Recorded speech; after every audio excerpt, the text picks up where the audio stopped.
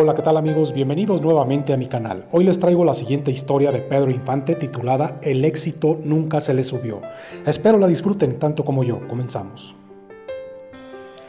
Y bueno amigos, como ustedes recordarán, aquella historia que ya todos sabemos o hemos escuchado en algunas ocasiones. Había una vez otro joven muchacho que era paisano de Pedro. Su nombre era Alfonso Rodríguez Cabrera, mesero del Salón Reina Maya del lujoso o de lo que fuera el lujoso Hotel Reforma, hoy en ruinas. En esa ocasión invitó a Pedro al lugar para presentarle con uno de los dueños, que se trataría del señor Ricardo Rico Pani.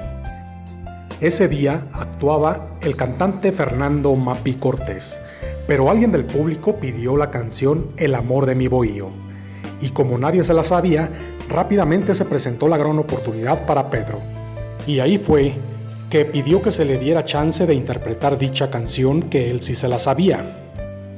Luego de escucharlo, el señor Pani le ofreció contrato para trabajar en el salón Top Round como intérprete de la orquesta Rose Garden.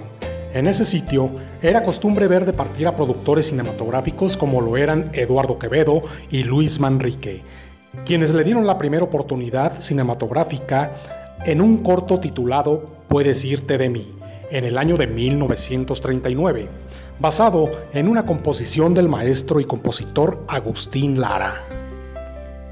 Desde entonces, Pedro continuaba frecuentando el Hotel Reforma y saludaba a su gran amigo y paisano Alfonso Rodríguez. ¿Y qué, mano? ¿Cómo te va? Bien, Ponchito, gracias por la ayudadota, mano. Estaba desesperado. No hay de qué agradecer, Pedrito. Sé que tienes, pues madera de cantante y me atreví, pues, a confiar en ti.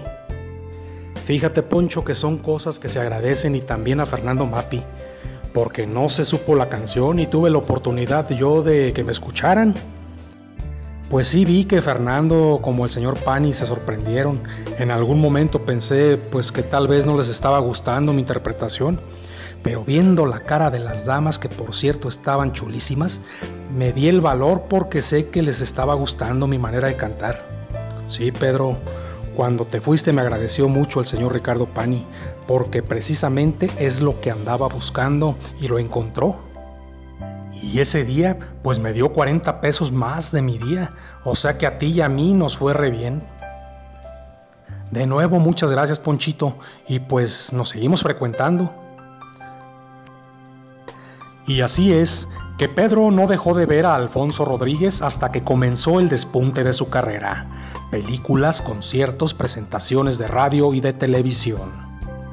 A Pedro se le recuerda como una persona generosa, que jamás se olvidó de a quienes le tendieron la mano cuando más lo necesitó y el hambre le arreciaba. ¿Y qué creen? Tiempo después el destino nuevamente puso frente a frente a Poncho y a Pedro. Aquel mesero que lo había ayudado en aquellos años a conseguir su empleo y que posteriormente lo relacionara y lo llevara al estrellato. Se encontraba a Poncho semiparalítico. Ponchito, mi hermano, aquí estoy para ayudarte. Tienes que echarle todos los kilos del mundo para que te repongas pronto. No te creas, Perico.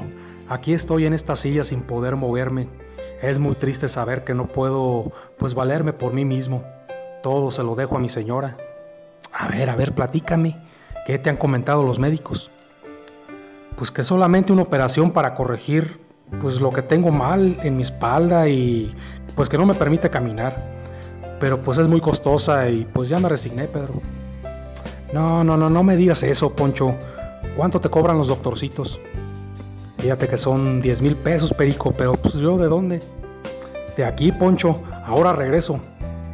En ese momento, Pedro salió y regresó en 2 horas con el dinero en efectivo en la mano.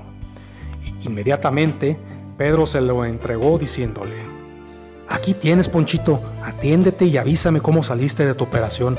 Voy a estar pendiente de ti, amigo. Y te dejo estos 3,500 para que pues ayuden un poco en lo que se ve tu progreso. Este fue otro de los nobles gestos de Pedro Infante, el ídolo de México durante su vida. Nunca se le subió el éxito a la cabeza.